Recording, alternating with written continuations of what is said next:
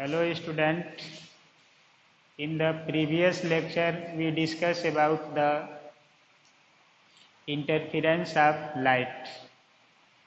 Non-uniform distribution of light energy just like maxima and minima are bright and dark points or fringes. तो intensity का distribution interference में कैसे होता है maxima minima, तो initial amplitude and phase पर depend कर रहा था, फार्मूला मिला।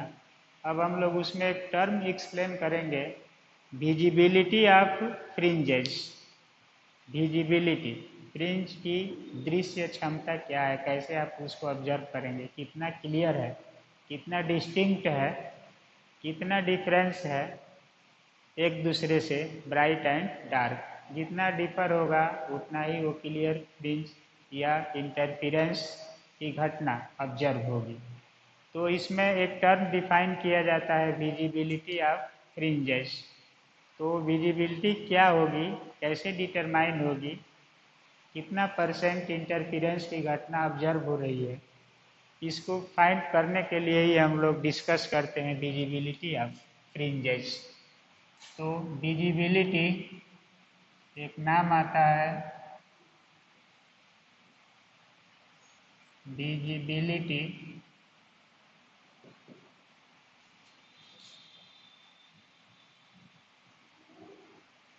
Of fringes. तो देखिए इंटरफेरेंस की घटना में स्क्रीन होता है, आगे हम लोग अब डिस्कस करेंगे, अभी मैक्सिमा मिनिमा डिस्कस किए। तो इसमें सपोज कीजिए कि इस स्क्रीन पर ऐसे स्क्रीन होगा प्लेन, तो इस स्क्रीन में एक ब्राइट फ्रिंज बन रही है, उसके पास एक डार्क फ्रिंज बन रही है, फिर ब्राइट बन रही है, फिर डार्क बन रही है, फिर ब्राइट, फिर डार्क, फिर ब्राइट। तो इसका मीनिंग होगा कि bright and dark points are clearly observed. तो सेपरेटली दोनों ऑब्जर्व हो जा रहा है कि ये ब्राइट है, ये डार्क है, ये ब्राइट है, ये डार्क है, ब्राइट है, डार्क। दूसरा मीनिंग है कि इसी स्क्रीन पर इंटरफेरेंस को हम लोग ऑब्जर्व करते हैं, तो जल्दी ऑब्जर्व नहीं होता है, कभी कभी लाइट का इंटरफेरेंस नहीं होता है, कंडीशन सभी फुलफिल नहीं होंगे। तो ये होगा कि एक ब्राइट है और इसी में डार्क है, ऐसे फिर ब्राइट है, फिर डार्क है, ओवरलैप्स करने लगेगी एक दूसरे से ऐसे। तो यहाँ पर कौन ब्राइट है कौन डार्क है, इसको क्लियर करना कठिन हो जाएगा। तो इसको कहते हैं हम लोग ऑप्टिकल लैंग्वेज में इनडिस्टिंक्ट फ्रिंजेस। यहाँ पर ब्राइट एंड डार्क के बीच में पुअर कंट्रास्ट, पुअर कंट्रास्ट होता है, विरोधाभास, और इसको कहते हैं हम लोग डिस्टिंक्ट फ्रिंजेस। और यहाँ पर होता है गुड कंट्रास्ट। तो यहाँ पर good contrast between bright and dark होगा या bad contrast between bright and dark होगा, इसी के लिए लगेगा। तो इसमें है कि ये अगर सपोज कीजिए कि ब्राइट फ्रिंज है और ये है डार्क, इसमें ये ब्राइट है, बी को ब्राइट कहते हैं, और डार्क, और ये इसी में डार्क, तो ये ओवरलैप कर रही है। इनडिस्टिंक्ट का मतलब है कि यहाँ पर दोनों फ्रिंज ओवरलैप कर रही है और यहाँ पर सेपरेटली आइडेंटिफाई हो जा रही है। तो इसको हम लोग कहते हैं विजिबल फ्रिंजेस। ये विजिबल फ्रिंजेज होगी और इसका मीनिंग होगा invisible fringes.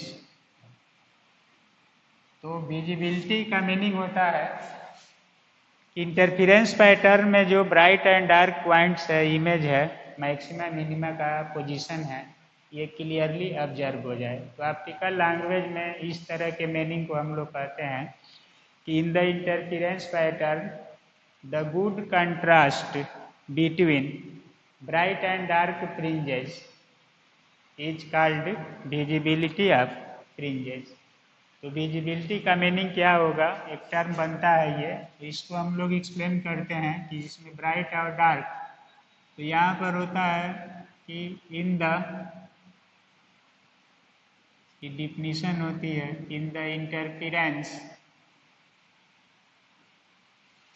Pattern, interference pattern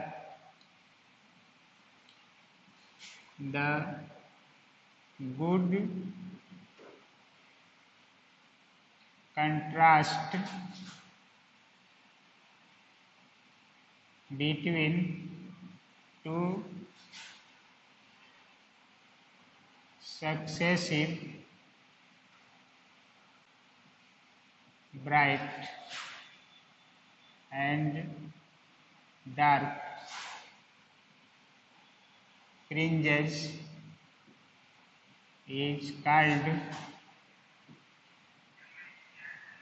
visibility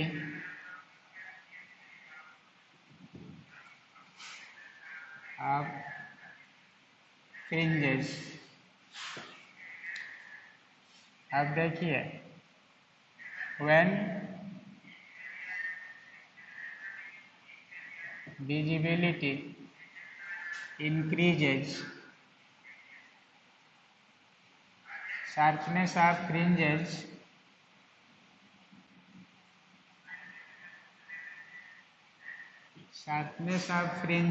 is also increases। Visibility बढ़ेगी, शार्पनेस बढ़ेगा, कौन कहाँ पर है उसका पीक दिखाई देने लगेगा, तो इस क्रिया को कहते हैं विजिबिलिटी। अब देखिए, it is find by the relation, V equal to relation होता है I maxima minus I minima upon I maxima plus I minima, कितना होता है, या इसको परसेंटेज में काउंट करते हैं तो इसको हम लोग लिख सकते हैं V percentage equal to I maxima minus I minima upon I maxima plus I minima into 100। तो परसेंटेज में ये काउंट होता है। अब ये है कि if I minima equal to 0 then B equal to I maxima minus 0 I maxima plus 0 equal to 1। तो जब डार्क पॉइंट पर कोई लाइट की इंटेंसिटी नहीं जाएगी तो सभी लाइट मैक्सिमा पर आ जाएगी और डार्क प्योर डार्क हो जाएगा। उस कंडीशन में वेव जो होगी क्लियर होगी। जैसे आप रात में देखते हैं आकाश में तो तारे अलग अलग गुड कंट्रास्ट आर्डर में डिस्ट्रीब्यूट दिखाई देते हैं, सेपरेटली आप आइडेंटिफाई करते हैं। एक अंधकारमय स्क्रीन है, उस पर ब्राइटनेस स्टार के रूप में अपीयर होता है। सब कुछ फेनोमेना नेचर में वैसे ही है, दिन में भी वैसे ही है, लेकिन दिन में ये तारे नहीं दिखाई देते हैं क्योंकि वहाँ पर अब हम लोगों की आँख ब्राइट एंड डार्क प्लेन को डिस्टिंक्ट नहीं कर पाती है, पुअर कंट्रास्ट हो जाता है, इनविजिबल फ्रिंजेज हो जाती है। तो वहाँ पर bad contrast between bright and dark हो जाता है और हम लोग उसको देख नहीं पाते हैं। अगर दोनों क्लियर है कि ब्राइट ब्राइट है, डार्क डार्क है, तो विजिबिलिटी मैक्सिमम होगी। अब 1 का मतलब 100% क्लियर होगी इंटरफेरेंस की घटना। तो इंटरफेरेंस को हम लोग ऑब्जर्व करते हैं, इवेल्युएट करते हैं कि कितना परसेंट हमारा एक्सपेरिमेंट सही जा रहा है। तो विजिबिलिटी के माध्यम से उसको हम लोग दिखा सकते हैं कितना परसेंट है। अगर आई मिनिमम का मान 0 नहीं है, जैसे if minima point not equal to 0 होगा, देन भी नॉट इक्वल टू 1 के इक्वल नहीं होगा, बट भी लेस देन 1 होगा, यानी लेस देन 100% होगा। तो वहाँ पर इंटरफेरेंस में कुछ ड्रॉबैक्स आना शुरू कर देगा, गुड कंट्रास्ट नहीं होगा। अगर इसमें है कि if I minimum equal to I maximum कर दिया जाए, तो इसका मतलब है कि v इक्वल टू 0 हो जाएगा। तो गुड कंट्रास्ट होगा, पुअर कंट्रास्ट होगा और एकदम बैड कंट्रास्ट हो जाएगा। तो इस समय एनर्जी डिस्ट्रीब्यूशन जो होगा यूनिफॉर्म हो जाएगा, नॉन यूनिफॉर्म नहीं रह जाएगा, और उस समय इंटरफेरेंस की जो घटना है वो बिल्कुल ही ऑब्जर्व नहीं होगी। तो सिंपल लैंग्वेज में कह सकते हैं कि विजिबिलिटी से पता चलता है कि एक्सपेरिमेंटल डिवाइस कितना परसेंट इंटरफेरेंस की घटना को शो कर रही है, कितना परसेंट हमारा एक्सपेरिमेंट कामयाब है, इसमें कितना सुधार की ज़रूरत है, ये रिजल्ट बताने लगेंगे। तो विजिबिलिटी ऑफ फ्रिंजेस, तो भिन्न भिन्न वैल्यू रख करके आई मिनिमा का काउंट कर सकते हैं एंड सो ऑन। तो ये टर्म मिलेगा। अब देखिए एक चीज़, एम्पलीट्यूड के टर्म में विजिबिलिटी को फाइंड करते हैं, कितना होगा। विजिबिलिटी का मीनिंग है bright point and dark point will be separately identified. If both are not separately identified, then visibility is not clear in the interference pattern. तो देखिए विजिबिलिटी का मीनिंग है I maximum minus I minimum upon I maximum plus I minimum. अब I maximum का मान intensity formula में मिला था whole square, A1 minus A2 का होल स्क्वायर था, ये A1 प्लस A2 का whole square, A1 plus A2 का होल स्क्वायर, ये माइनस। इसको सॉल्व कर देते हैं तो ये होगा A1 square plus A2 square plus 2A1 A2 minus A1 square A2 square plus 2A1 A2 अपान, यही मान सेम होगा A1 square 2A1 A2 minus A1 square, ये प्लस था तो प्लस हो जाएगा plus A2 square minus 2A1 A2। अब ये टर्म इससे कैंसिल होगा, इससे ये कैंसिल होकर बच जाएगा 4A1 A2 अपान 2A1 का स्क्वायर 2A2 का स्क्वायर, 2 को कॉमन कर लेंगे A1 A2 अपान 2A1 square plus A2 square, 2 से कैंसिल, ये बच गया 2A1 A2 अपान A1 square plus A2 square.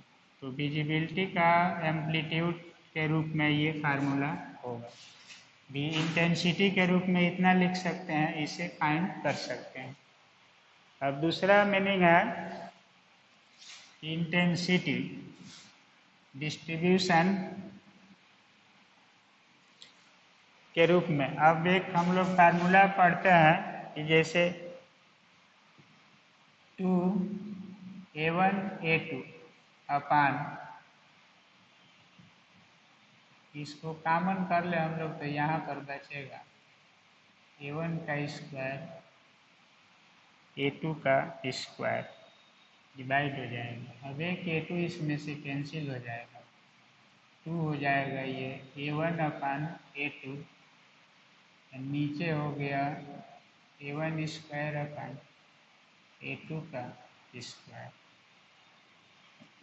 अब इंटेंसिटी के रूप में लिखेंगे तो यहाँ पर है कि I प्रोपोर्शनल A² है, तो इसको हम लोग लिख सकते हैं 2I, रूट में I हो जाएगा I, और ये हो जाएगा A1/A2, इंटेंसिटी रेशियो हो जाएगा।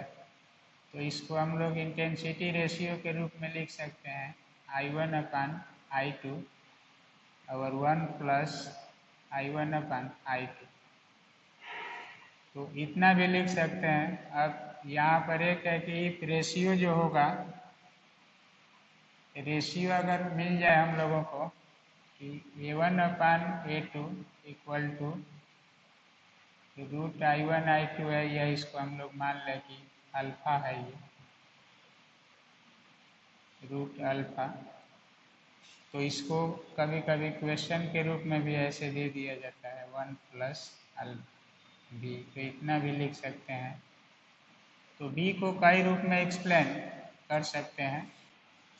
तो इस फार्मूला से निकलता है visibility of fringes in the interference pattern. जितना विजिबिलिटी बढ़ेगी उतना ही शार्पनेस बढ़ेगी, उतना ही फ्रिंजेस डिस्टिंक्टली यानी सेपरेटली आइडेंटिफाई होगी, इंटरफेरेंस बढ़िया होगा।